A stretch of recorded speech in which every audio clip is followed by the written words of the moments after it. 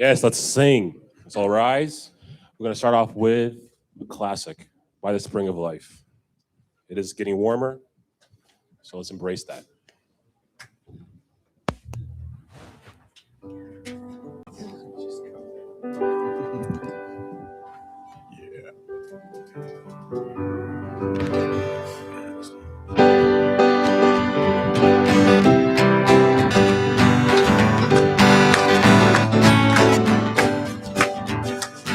We're marching to the blessed land of Canaan with delight. We're leaving all our heavy burdens here. Now last we are released and free from being slaves to sin. Spring of life, we'll sing it! Coming to the spring where living water flows. Glory will be living forevermore. Going to the land where healing flows the spring. Glory will be living One more time, coming! Coming to the spring where living water flows. Glory will be living evermore. Going to the land where beauty flows the spring. In glory will be living evermore. In glory will be living evermore. One more time. In glory will be living evermore.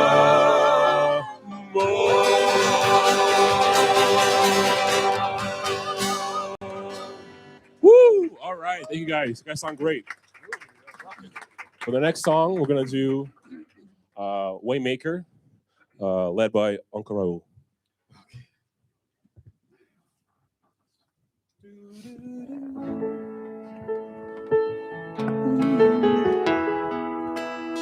You're here, working in our midst.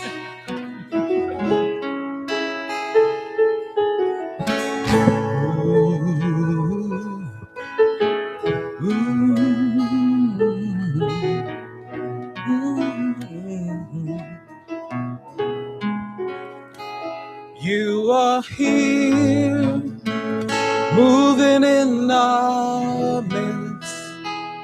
I worship you. I worship you.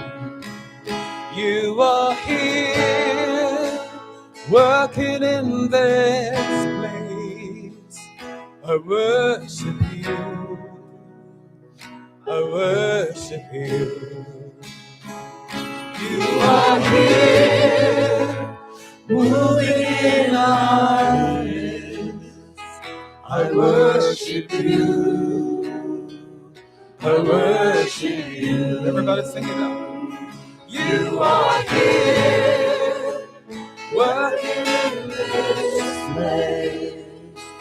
I worship you. I worship you. You are Waymaker, miracle, promise keeper, light in the darkness. My God, that is who you are. Sing it again. You are Waymaker, miracle worker, promise keeper, light in the darkness. My God, that is who you are. Here, touching every heart. I worship you. I worship you. You are here, healing every heart. I worship you. I worship you. Turn your lives around. You are here.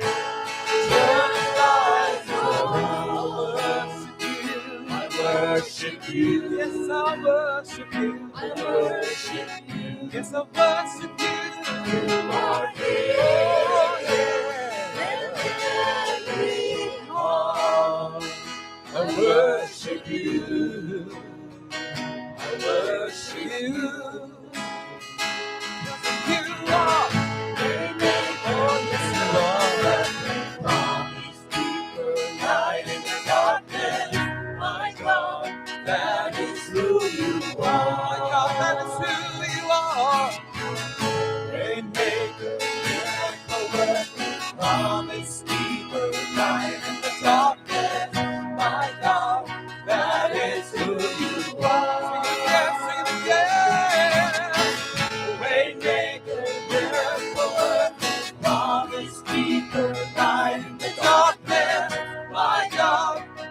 is who you are. You believe it.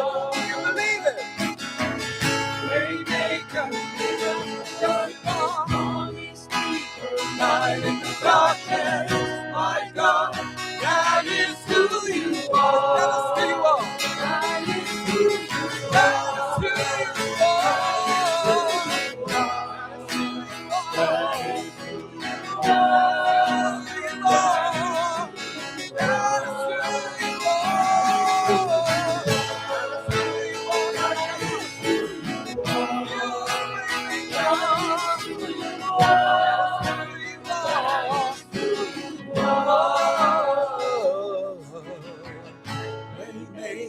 miracle worker, promise keeper, light in the darkness, my God, that is who you are. Sing it again, yeah.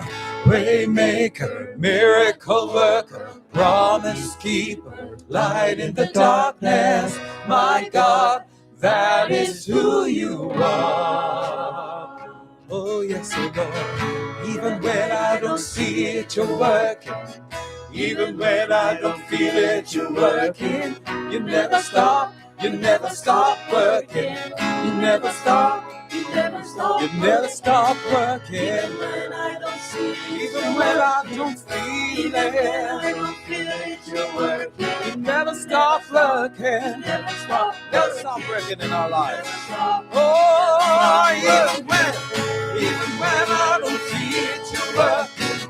Even when I don't feel it, you're working. You never stop working. Never stop feeling. Even when I don't see it, you're working. Even when I don't feel it, you're working. You never stop working. Oh, waymaker, miracle worker, promise keeper, light. That is who you are. That is who you are. Waymaker, miracle worker, promise keeper, light in the darkness. My God, that is who you are. Oh, that is who you are. That is who you are. That is who you are. That is who you are. Sing it again. That is who you are. That is who you are. Like a telephone world. That is who you are.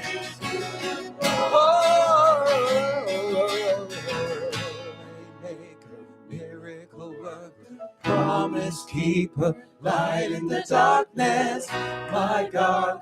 That is who you are. That is who you are. Waymaker, miracle worker, promise keeper, light in the darkness, my God. That is who you are.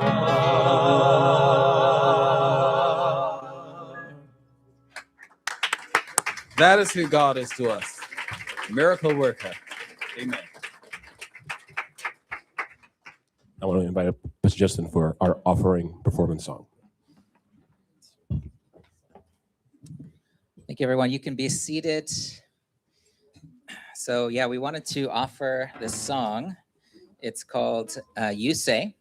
I think a lot of us know the song.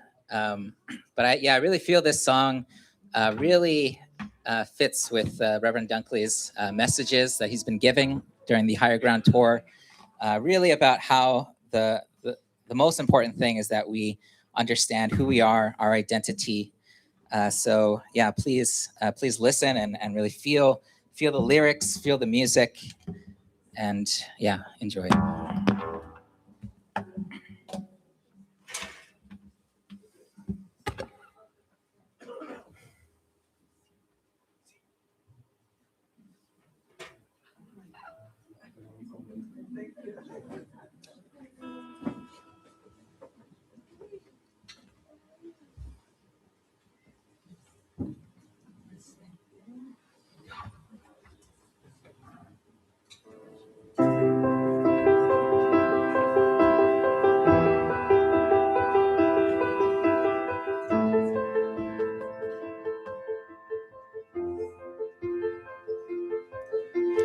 I keep fighting voices in my mind that say I'm not enough.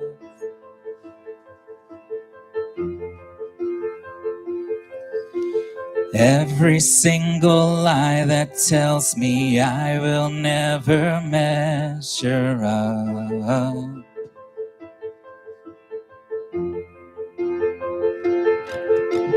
Am I more than just the sum of every high and every low?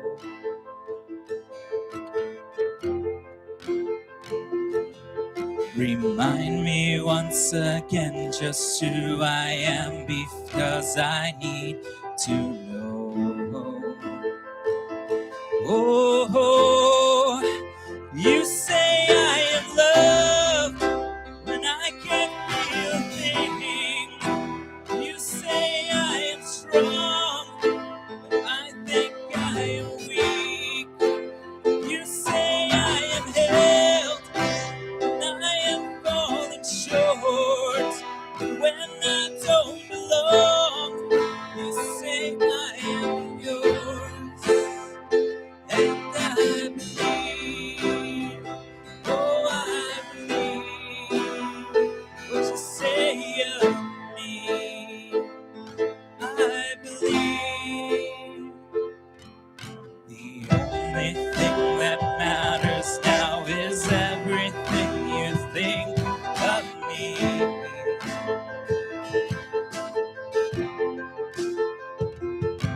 In you I find my worth, in you I find my identity.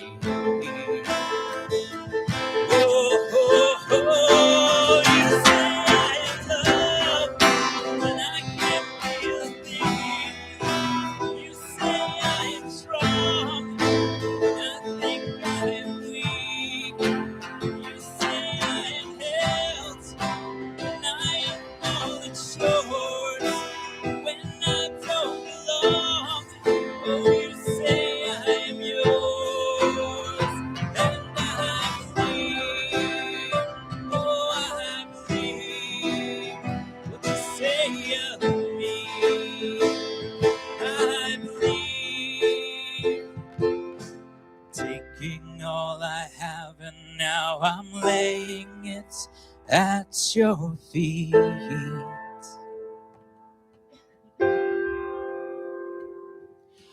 You have every failure, God, and you'll have every victory. Hello? Hello? Oh, it's working? Okay, please join me in prayer. Dear Heavenly Parent and true parents, Jesus, Spirit World, and ancestors, good morning. Thank you so much for bringing us all together here in this Belvedere community, Heavenly Parent and true parents. Today it's a bit gloomy weather outside, but I hope that you can really feel a lot of warm presence, a lot of warm love and atmosphere in this room here with us today. This is the last stop for the Higher Grad Tour, so I hope that we can all up our hearts and our minds and our perspective to really hear what Reverend Dunkley has to say. He's to Providence in our own unique and individual way. And I hope that throughout this whole day, you can really be with us, your parents can really be with us, and I hope that we can also bond with one another. There's people, family members, there's brothers and sisters that we haven't seen in a while that came here today too, so I hope that we can strengthen our bonds with one another. And all in all, I hope that all of us here can really feel your love and be reminded that no matter what is going on with each and every single one of our personal lives, our movement's life, I hope that we can all gain hope and more inspiration to be able to carry out your will, Heavenly Parents. So we're really grateful for you today. And I offer this prayer up to you in all of our names and in my name and attendance to Holy Mother Han, the Cheers, second generation member of us family, Aju. Today to be all here together to receive this message. Reverend Dunkley's been on tour for last 4 months. Wow, give it up for that. That's incredible. He's been really yeah, just sharing such a deep and profound message with our brothers and sisters. And I believe this is his last stop before going to Korea. So we're really blessed here at Belvedere to receive that message. And without further ado, let us welcome our Continental Director, Reverend Damian Dunkley.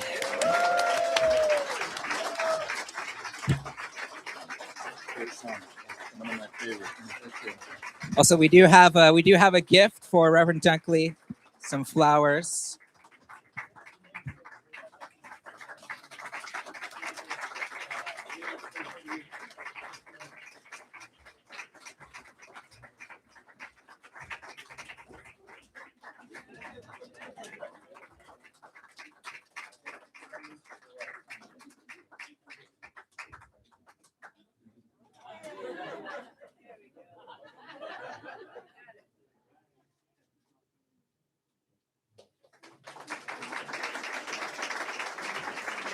All right, thank you. Please be comfortable.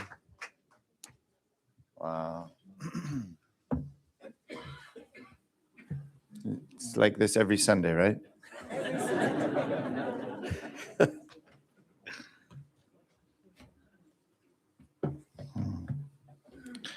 I really feel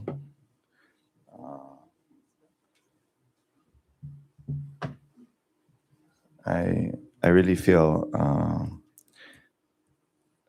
a lot of love from Father in this room. You feel? I'm listening to the songs.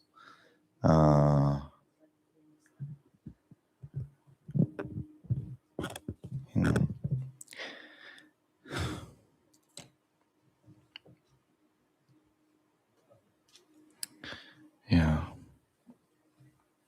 Like a father's smile could burn through any cloud.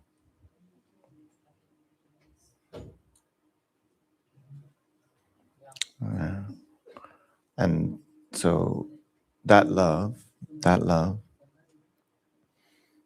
where does that love come from?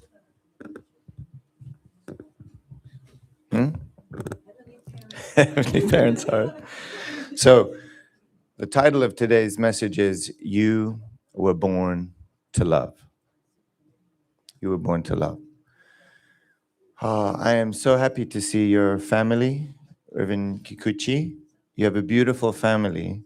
Welcome to America. Really, I'm happy to see you and your children. Thank you.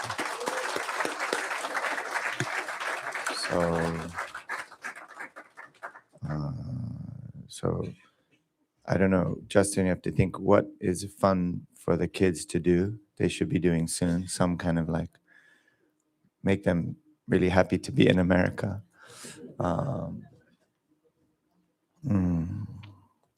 So you were born to love. Well, everyone knows how to love. Everyone knows how to love until it becomes difficult.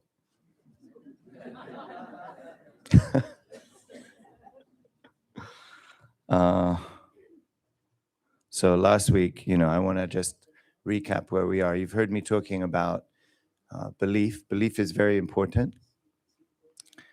And then you have faith. Faith is even more precious. And then you have identity. And I want to just bring everybody back to what I mentioned in Las Vegas about our trip to Colorado. We were there at the Holy Ground in the national park on the 61st anniversary to the day that Father established that Holy Ground. And at that moment, I was with Yumiko and Hannah, and we brought food. The food was actually almost a distraction, kind of unnecessary. I mean, that was the idea, go there for a picnic. But in some sense, we only had an hour and a half. Everything that we needed was there, really. We wouldn't have lasted for many days without food, but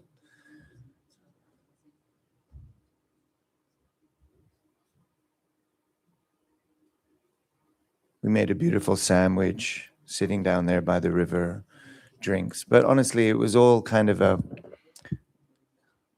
the bags of goodies from Trader Joe's was kind of a distraction out there in this wild and perfect natural beauty. And I described that beauty in the letter that I read, the letter I wrote to Mother.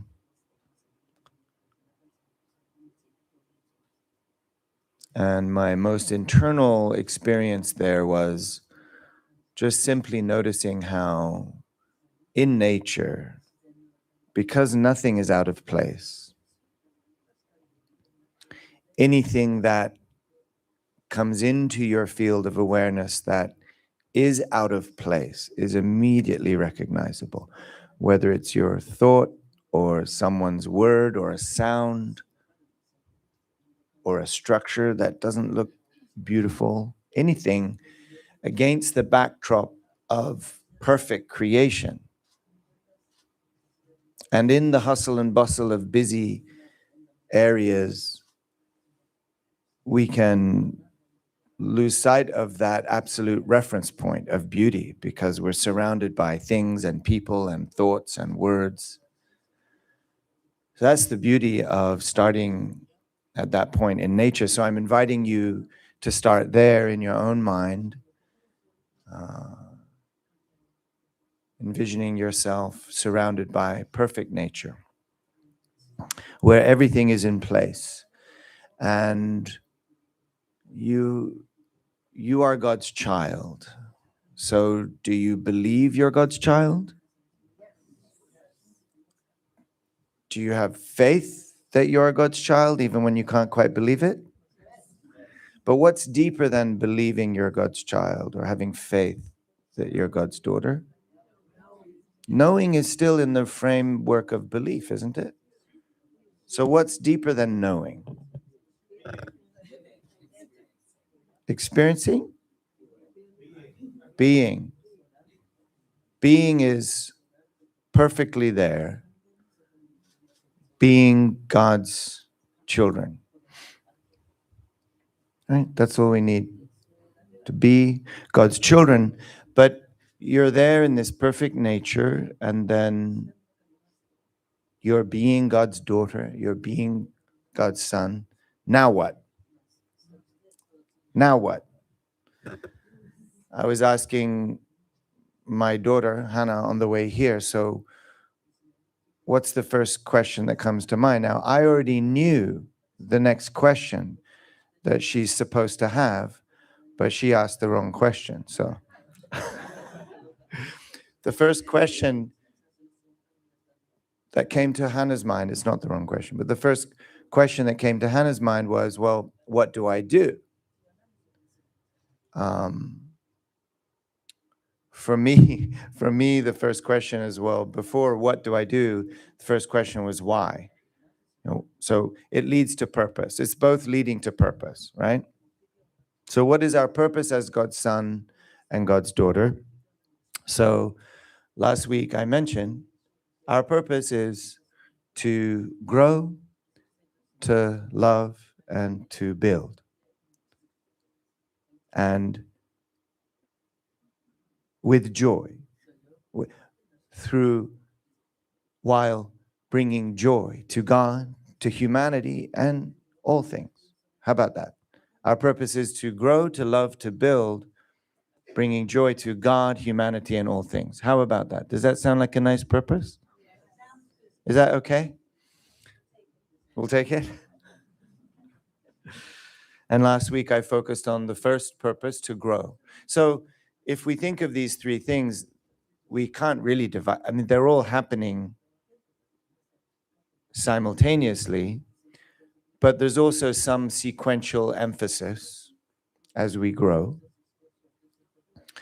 And this week I'd like to focus on love. So last week I was explaining in Atlanta, the first purpose is to grow. It was very, I could see, soothing, because we have a lot of worries and concerns, but if you just think your purpose is to grow, it becomes, okay, that's just simple. So, but today I want to focus on love. I'm going to need your help on this one. This is a big topic. As I'm driving here this morning, I'm thinking, really? I'm going to preach about love? That's like, my God, we could do a whole year on that, and still, where would we be? So I just want to share the reflections that occur to me and invite you to, discover for yourself. Again, love is easy until it becomes difficult. So what is love? I'm asking, what is love, please? Emotions? Envelopes? Interesting. Living for the sake of others? What was it? Shout out louder. Connection?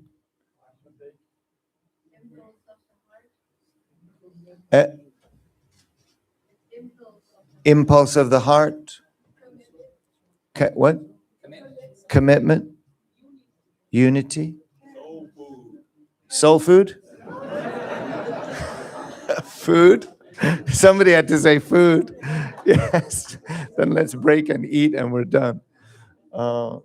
So actually, there's perhaps no greater love than cooking for the sake of others.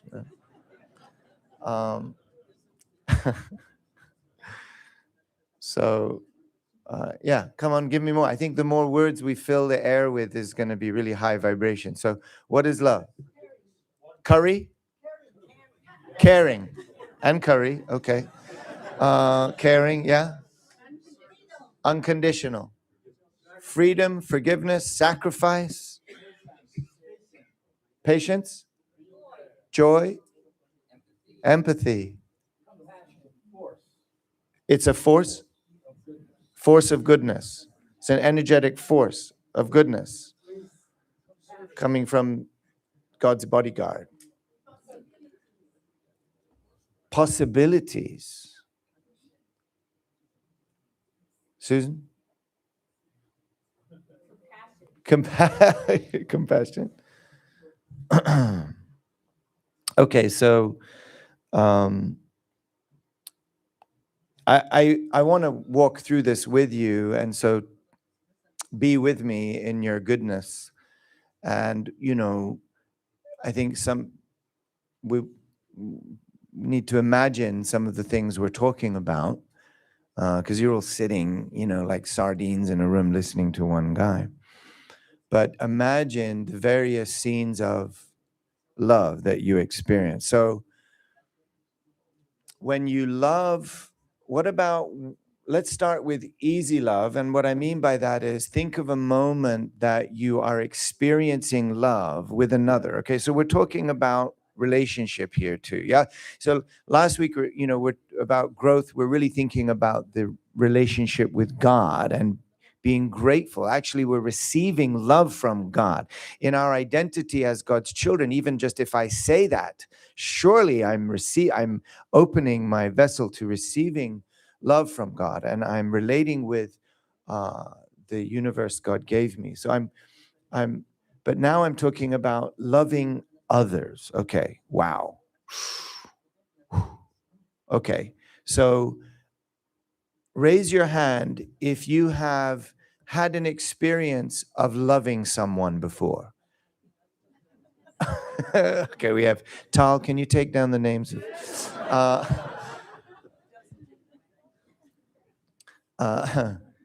I just want you to. We're going to start easy. So, loving someone who's really easy to love. Picture that person. Okay. You see that person? And picture the moment. It's an easy person to love, and it's an easy environment to love them. No challenge. Can you see that person? Okay, you're all smiling.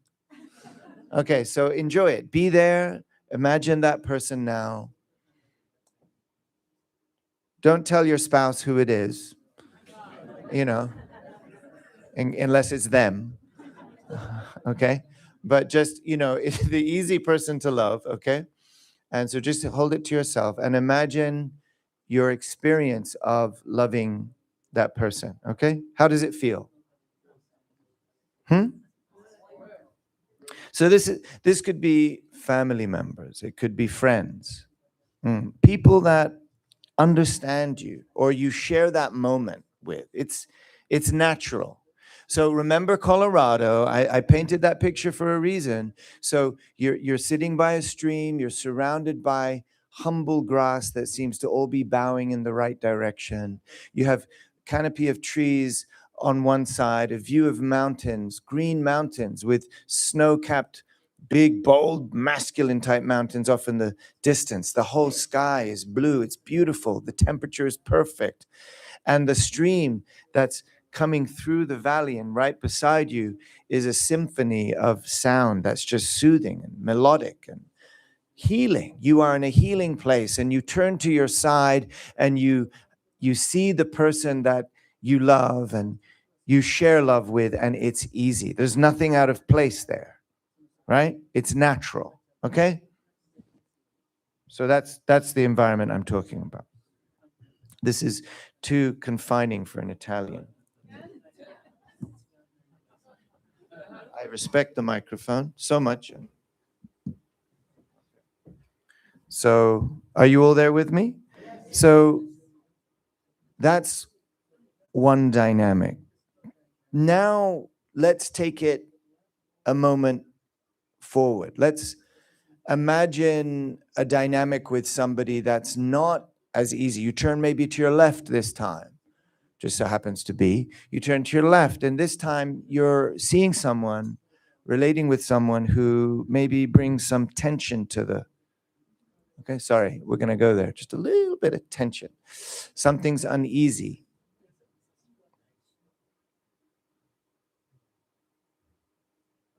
Maybe there's a miscommunication or something like this. Now, I'm asking you, in that environment, it's a very isolated energy, given everything else is naturally in its place. All of a sudden, you're with another human being and you feel tension, or you're analyzing, maybe there's a miscommunication. You have some thought that maybe in a couple of minutes we'll get back on point in swing, but there's a moment of tension there, okay? How do you feel? Uncomfortable? Unbalanced? Irritated? Worried? Anxious? Resentful? Wow, you go there quick. We have deeper levels to go. You're already at resentful. I'm going to be interested what you have to say. Round 3. Okay, so, okay, is it you or them?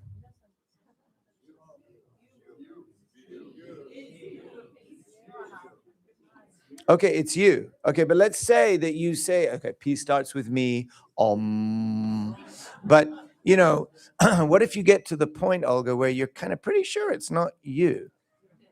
Is there such a thing? Is there not such a thing? Oh, is it that every human dynamic is horizontalized, so automatically it's always 50-50? Is that really the case?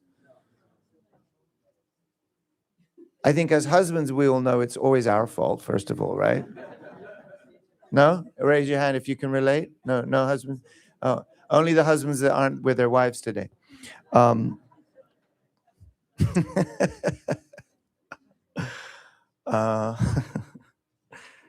You know, women were born to raise men, were they not? Thank God bless you. Thank you. So there's tension. And you put yourself in a good place here. You know, Father guided us to love, to give, to forget, to give again, love again, right? No matter. Isn't that so? So you're in that space and, you know, you feel something out of place, but you're committed to being centered. It's possible to remain centered even when you're with another human being that's off center. Isn't that so? It must be so. Okay, so what do we do in that situation? Is that, let me ask you this. In those scenarios, are you able to stay centered sometimes? Yeah? Raise your hand if you're pretty good at staying centered most of the time. We got some. Okay, good. You good. And I'm good. Tal, can you check? Okay, but here we go. It does get a bit harder. Now, let's say in that situation, you find there's some miscommunication. You're patient. They get upset. They get uptight. But you hold the space. You breathe. You hear the birds, clucking away in the trees. I mean, it's not that difficult. You're in Colorado right now, right? You're in nature. So, but you're patient, and you find maybe your way back into some balance. I think many of us have had this experience daily, right? Daily. Okay, but it does get harder. Are you ready to go next level? It does get harder. So, what about when you're in a situation where you're holding the center and you're being patient and you're loving that person, even if they're a little bit out of equilibrium? You feel it. You're very sensitive in this pure zone, right? Right. So, you now seek to love them in some sense, even when it feels like maybe there's no doorway that's open to receive that love. Have you ever tried to love, but your love doesn't land? Can you understand what I'm asking? So everybody? So you're investing love into that person, but you're vividly aware of the fact that they don't want to receive it. You've been patient now. Now, how does that feel? You're now at like level 3, let's say. It's not really levels, but you feel something but you're willing even to carry them, right? You're willing to sacrifice for them. You're willing to forget what you've sacrificed. You're loving them, but you're now feeling like it's bouncing off the wall. You've got that picture in mind? Can you imagine that? All right. Raise your hand if you've had such an experience. All right, now tell me who with. I'm joking, don't worry. What do you do when you're loving, but there's nowhere for your love to land?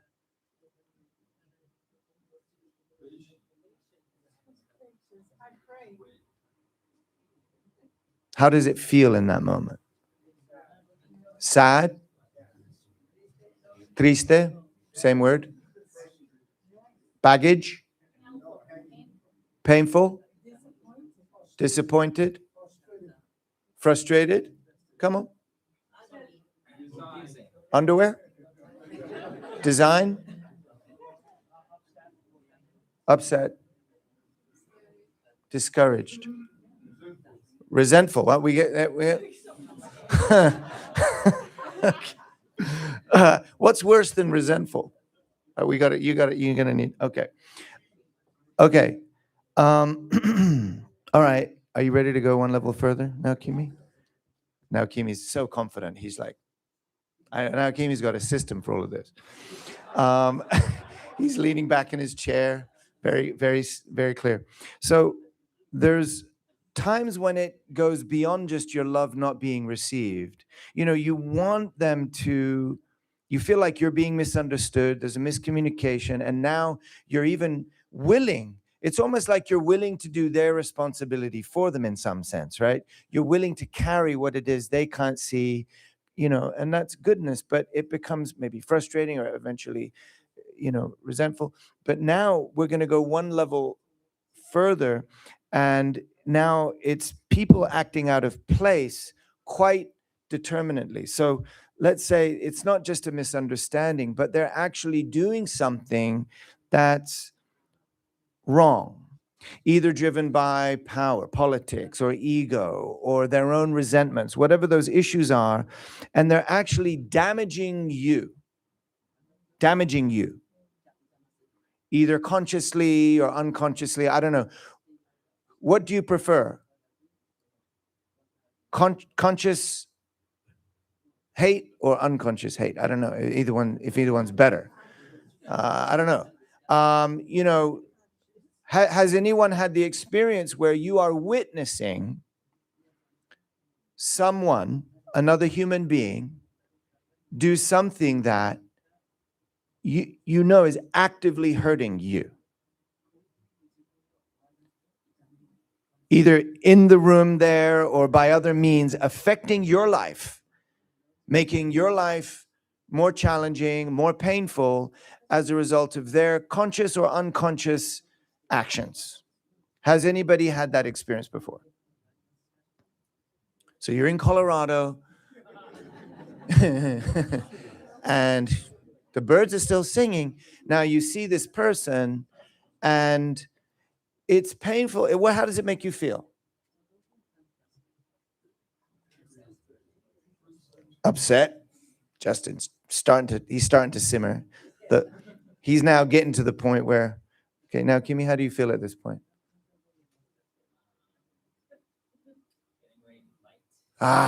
Getting ready to fight, rolling up his sleeves.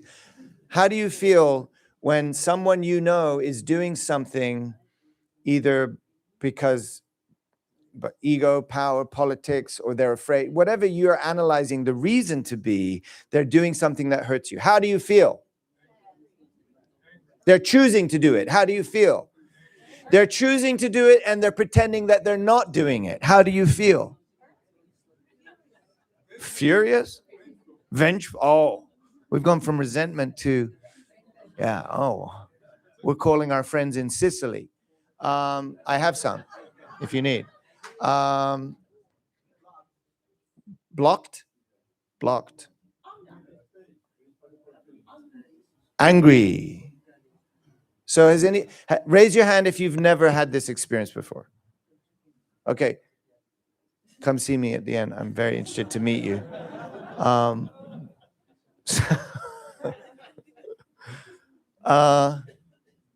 Are you enjoying? I mean, the birds are still singing, okay? I'm not bringing you through hell, am I?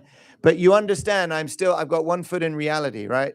Dr. Walsh, these things happen, do they not? Okay. So, so again, Father would say, just love and invest, forget, love your enemy and so on, right? But how are you feeling now? I'm asking how you're feeling. Abused.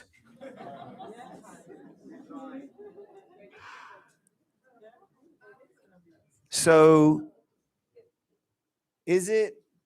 how about this? I'll go one deeper.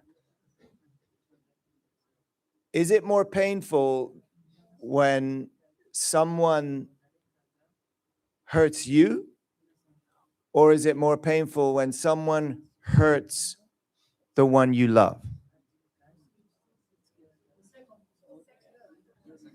Second one? Yeah, me too. Who else agrees with that? Like, there's being hurt, and then there's witnessing that same kind of energy directed towards someone you love, someone you die for. That's, for many of us, I think, more painful than even just receiving the attack. Are you with me? It's interesting, dynamic, if you think about it. And then there comes a moment when, even under such circumstances, you're willing to love under those circumstances. Right? Have you had that experience? We're now talking about loving the enemy, guys. We are the unification. Father's watching. Surely there's going to be some of us that can raise our hands that can say, yes, I have actively sought revenge on my enemy. I mean, loved my enemy. Has anyone had that experience? Yes. Alexa, loved the enemy? Are you kidding me? See my hand right here? I'm here, aren't I? You know, that's actually the truth is probably none of us would be here unless we had, right? Right? Forgiveness. Okay, we are churchgoers after all. So has everyone had the experience of loving your, it's not easy, is it? Okay. It actually becomes, you know, I think, let me ask you this. Have you had the experience where you love in the circumstance where not only they're hurting you, but they're hurting someone you love? Now, you're still willing to love them? But how do you feel? How do you feel in that? Tight? Frustrated? Keep speaking to me. Come on, throw it at me. Hopeless? Conflicted? Awakened? Awakened. What? Divided? Anguish? Come on. Calculating? Righteous? More? I want to know. Teach me. What do you feel? Hope? Determined? Despair? Okay, so I think that the point I'm getting at is very simple.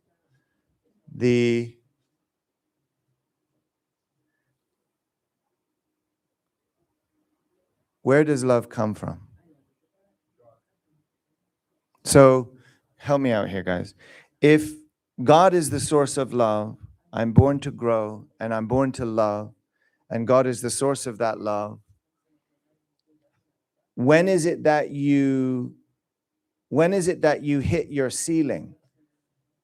Where do you hit your own limitation of love? You know, actually, there's so many things in the world out of place. There's things in our own families out of place. There's things in our place of work. There's the neighbor. We're surrounded by things that are strikingly out of place in contrast with this beautiful natural scene that we're sitting in Colorado right now, if we think about it, right? And some of the things out of place are literally affecting you or the people you love directly, and it's hurting. And still you're in this position where you're seeking to figure out how to love them. At a certain point, you hit your ceiling. But I say, even if I'm willing to love my enemy and my feeling is disappointment, if my feeling is exhaustion, it's reflecting back to me my limit, isn't it? And that's where my limit is. That's where I find my deepest challenge. And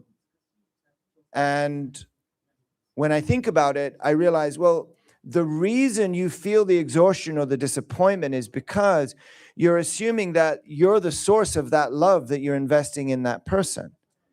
But if you are God's son, God's daughter, who is loved by God, and the love that you're giving is an extension of God's love. If God is the source of the love that you're giving, even the unlovable, then are you frustrated and tired? Is it possible to be exhausted, disappointed, vengeful towards the enemy if you're loving the enemy, let's just say enemy, with God's love? So imagine now that scene where you are in front of what we can call an enemy. What is an enemy? Go back to Colorado.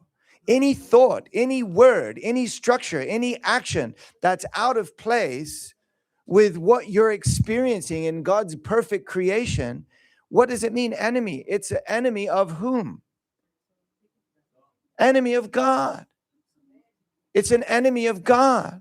That thought is an enemy of God. That action is an enemy of God. An enemy in that it is a thought or a feeling or an energy that's in contrast to the loving energy and joyful flow that God is seeking to have with that person, with that entity.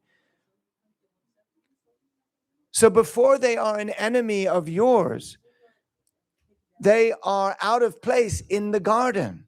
Before it's something that you're a witness to it, you might be the main character in their attack, but actually the first thing that's out of place is that person's placement with God in the garden. Isn't it so?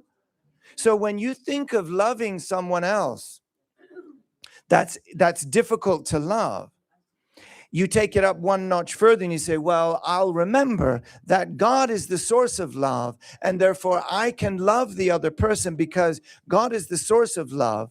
It's actually still difficult if you keep it at that level of understanding, because you're saying, well, you know, you're feeling the pain of that sort of strange shape energy. It's sort of spiky energy, something out of place there. You feel it, you see it. You don't even want to put words to it. Your spirit body knows it. It's there, and then you can analyze it all you want. But you feel it changes your own vibration. It's coming into it's challenging you, right? It doesn't feel good. And then you see it multiplying and going to others that you love. Okay, you're willing to love, you're willing to hold the space. And then you're remembering, oh, I believe I'm God. Oh, I have faith I'm God's son. I can do this. No, I am being God's son. I will love you with God's love, right? But it's still difficult. I say it's difficult because you're forgetting in that moment that person is God's child and they're hurting God first. Because if we put the pain centering on us, then we're actually we're putting ourselves in the center of that dynamic. We're putting ourselves in the center of the dynamic of that bad feeling. It's hurting us, or they're hurting someone we love. It's about me. Oh, I'm God's child. I will love you. I will forgive you with God's love. But it's still about me.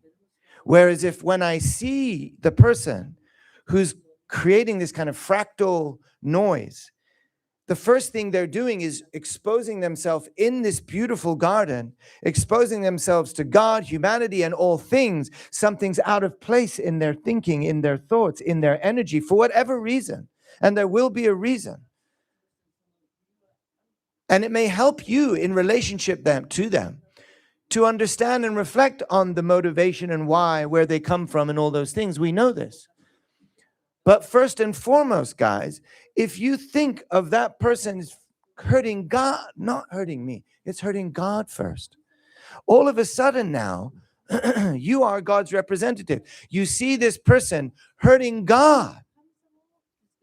You feel sorry for God now, not yourself. You're not overcoming it for your sake or your family's sake or being the big person in the room to even love them, because even the unlovable, you're thinking, wow, you're hurting God first. This is a human being that God made and God wants to have a love relationship with. And there's all of a sudden it changes the dynamic. Think of it for a minute. Do you understand what I'm saying? How often do we know it, but how often do we actually relate to people in this way? Does it make sense? How can we love the unlovable when everything else is perfect and there's one thing out of place? How can I love the unlovable when it's so obviously unlovable? It's hurting everything. It's hurting me. It's hurting all the people around. It's clearly wrong. It's clearly bad. How can I love the unlovable and not be tired and exhausted and disappointed? Because at some level, shouldn't you be disappointed? It's out of place. Oh, you're judging. Even before you think about it, you feel something's off. But it really is exhausting. For me, it's exhausting. But I'm, realizing that, well, if I understand that actually that child of God is hurting God first, it's strange. It changes the dynamic. Are you following me? It changes the dynamic because now I'm actually putting God in the center. God is the core recipient of that pain. It's not wrong to judge it as wrong. It's something off. It's something wrong. But we often slide into this place of putting ourselves in the center, even as the arbiter of God's love. But that person is first hurting God. If I think from that viewpoint, then it changes the dynamic. It gives me greater power. It's like, oh, I'm with God in this. So God truly is the source of my understanding, my love, and my forgiveness. Do you understand? And just maybe, if we practice that way, we won't tire so quickly. Because my God, it's exhausting. isn't it? So I'm actually just taking us through a mental exercise to reposition our thinking around what it means to love the enemy, is to think of them first as God's child, but actually recognize that the pain I'm feeling is felt first by God and even greater by God, isn't it? We know these things, but can we put it into practice when we're in that situation? So I want to remind you of a beautiful story from Scripture, Gospel of John. And this is Jesus washing the disciples' feet. Now, in reality, in some sense, many of us feel this feeling with someone who should be in a higher position than us. Let's say an elder or a family member, an uncle, an auntie, a parent, a pastor, a leader, or just an elder brother, elder sister. Sometimes it's harder to feel, this kind of magnanimous love towards someone who really should be loving us in some sense. And so in that sense, we need to think about how to do that. And if you think from Jesus' viewpoint, Jesus is perhaps more from the parental viewpoint, you can say, is the elder viewpoint. So he knows that the betrayal is coming through Judas. He knows the betrayal is coming. He knows the denial is coming through Peter. And he knows that the abandonment is coming from everyone. Betrayal, denial, abandonment. He knows these things are in his midst.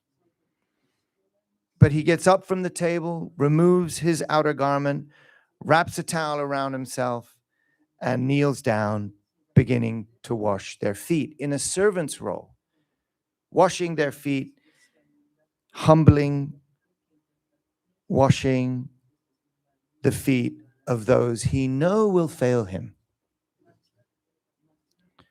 washing the feet of those he knows will betray him.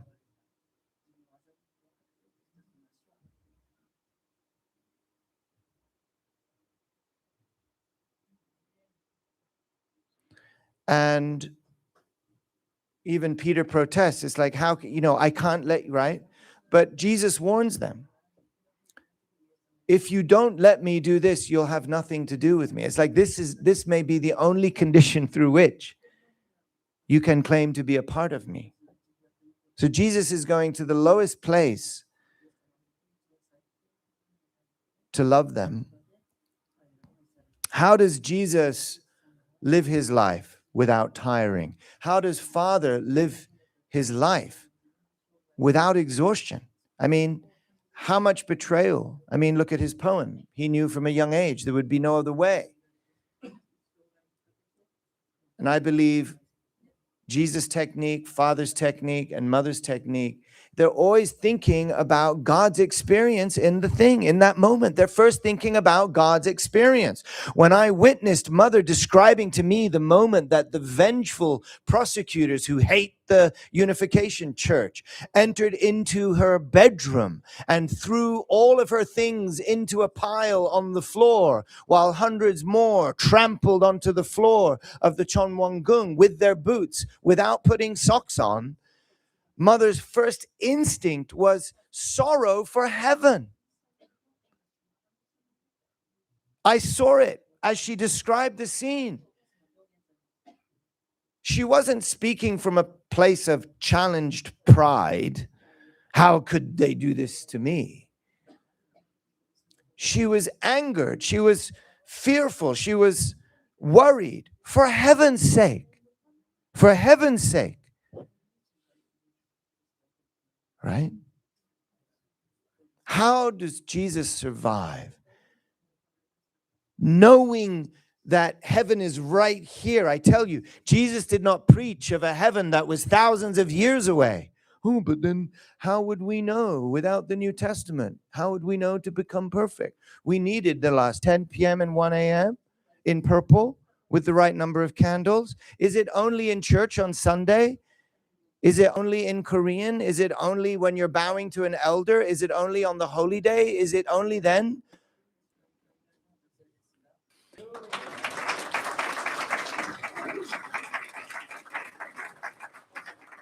Try to carry it by yourself. It's sustained through our relationship with God. Howard Beckley. So don't go anywhere. All right. I can't feel that I don't belong.